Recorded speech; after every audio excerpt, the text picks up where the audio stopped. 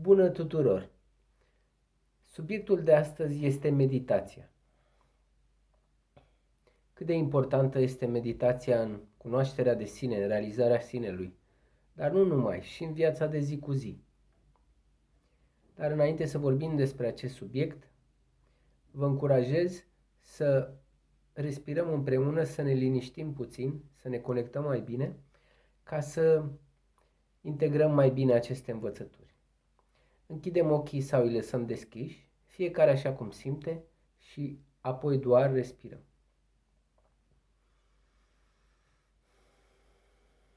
Respirăm pentru a ne relaxa, a ne liniști, fiecare așa cum simte, așa cum vrea, așa cum îi vine.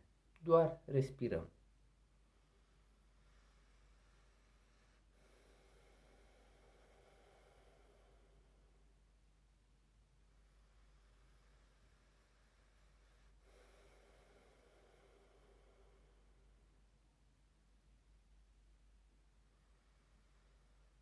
Respirăm.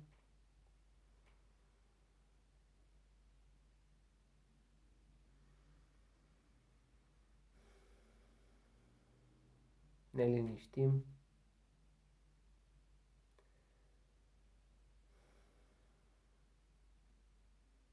Și revenim, deschidem ochii.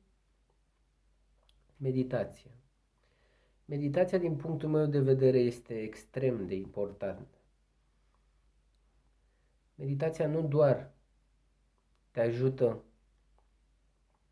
să-ți purifici mintea, să ai o minte pură, curată, liniștită, pentru a conștientiza ceea ce ești,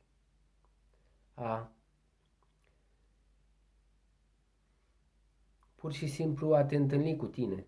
Pentru că dacă nu ai atâtea gânduri, atâtea dorințe, credințe, idei, atâta agitație, pur și simplu doar ești una cu tine și poți foarte ușor să devii conștient de ceea ce ești, de faptul că existi, de faptul că tu ești sinele, tu ești eternitatea. În același timp, meditația ne poate ajuta și în viața de zi cu zi. Cum poți să trăiești o zi de 24 de ore cu servici, cu copii, când ai mintea calmă, când ai mintea curată, când ești liniștit? Totul e altfel, totul capătă o altă abordare, mult mai ușoară, mult mai calmă, mai clară. Deci meditația este foarte importantă din punctul meu de vedere. Asta nu înseamnă că aveți nevoie de meditație pentru a vă cunoaște pe voi. Pe mine m-a ajutat. Pe mine meditația a fost principalul punct pe calea mea de regăsire. În momentul în care am meditat prima oară și am realizat că eu nu sunt mintea mea, eu nu sunt acea voce din capul meu. Pur și simplu mă identificam cu mintea mea, ca fiind eu. Când auzeam acea voce că vorbește, ziceam eu vorbesc, nu e altceva.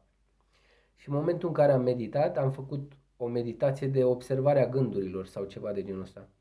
Și am început să observ gândurile și zic, stai așa, eu le observ cum vin și pleacă și eu totuși rămân. Deci eu sunt cel care observă gândurile, nu sunt gândurile.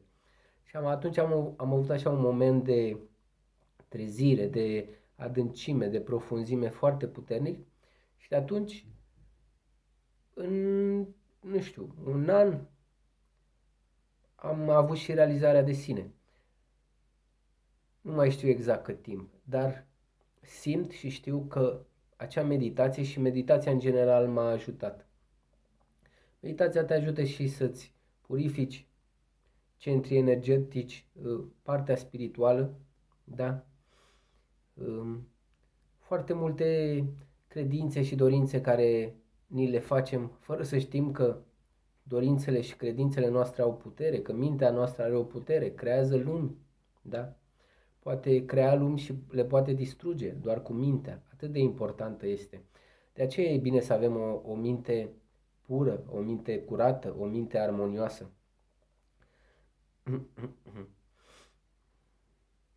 Dar repet, nu doar meditația, realizarea de sine nu este vorba de meditație, este vorba de acel moment în care tu realizezi că ești tu.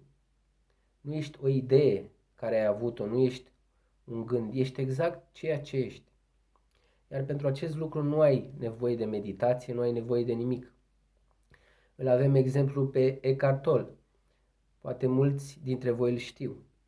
Eckhart Tolle a avut o realizare de sine, o cunoaștere de sine într-un moment foarte greu din viața lui. Avea probleme, nu se regăsea în lume, chiar se gândea la sinucidere. Dar el nu medita, nu avea o viață spirituală. Deci nu este obligatoriu. Nu este obligatoriu nimic din ceea ce vă spun în aceste filmulețe. Dar este o cale, este calea mea, calea prin care eu am descoperit sinele, calea care pe mine m-a ajutat. Și fiecare dintre noi, că este Eckhart Tolle, că este Moji, că este Osho, fiecare au avut calea lor. Unul prin meditație, unul prin yoga, unul prin rugăciune, unul...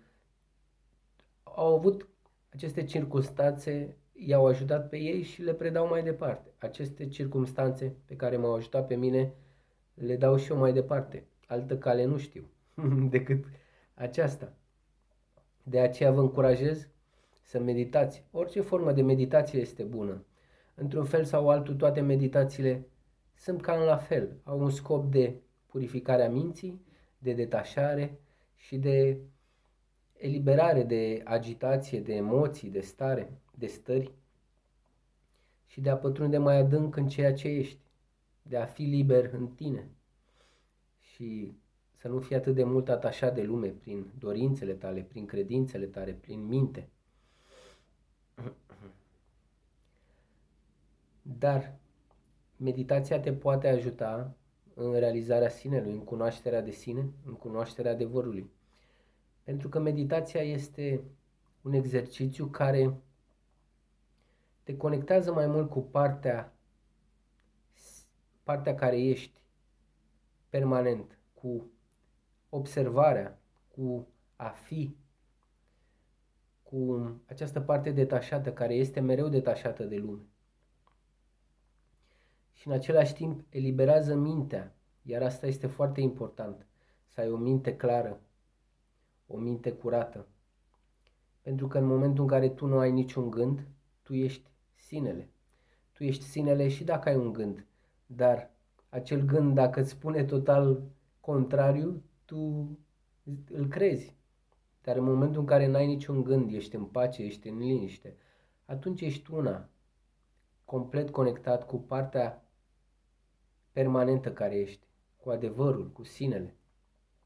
Dar cum a venit un gând și zice, mai îmi trebuie un an, doi ca să mă cunosc pe mine, sau mai trebuie să fac ceva, sau nu e bine ce fac, sau nu știu cine sunt. A venit gândul ăla și imediat l-am păpat și am pierdut esența. Dar în momentul în care lași acel gând să treacă, realizezi că tu ești prezent permanent, că tu ești ceea ce ești.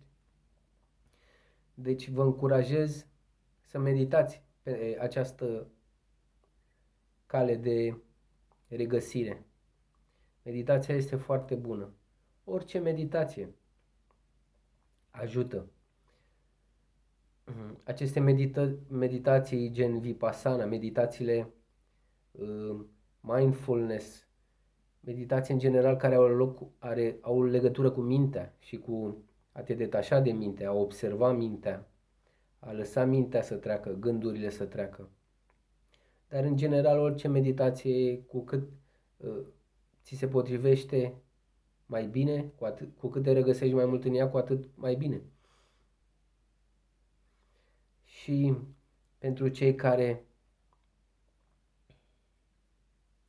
vor să se cunoască pe ei, vor să realizeze sinele, să realizeze ce sunt, să realizeze că sunt, vă voi învăța câteva meditații pe care eu le-am folosit și încă le folosesc, care pe mine mă ajută să intru în contact cu sinele, cu mine, să fiu mai mult cu mine, să fiu mai conștient de mine, să fiu mai prezent și să nu las această agitație mentală sau emoțională să mă copleșească atât de mult sau să mă ducă în ignoranță. Așa că în următoarele, nu știu, 2-3 videoclipuri vă voi învăța câteva meditații care să vă ajute să vă cunoașteți pe voi. Și nu numai. Aceste meditații sunt pentru mai multe aspecte ale vieții. Nu doar pentru a fi conștient de voi, dar și pentru partea spirituală, partea fizică, partea mentală și așa mai departe.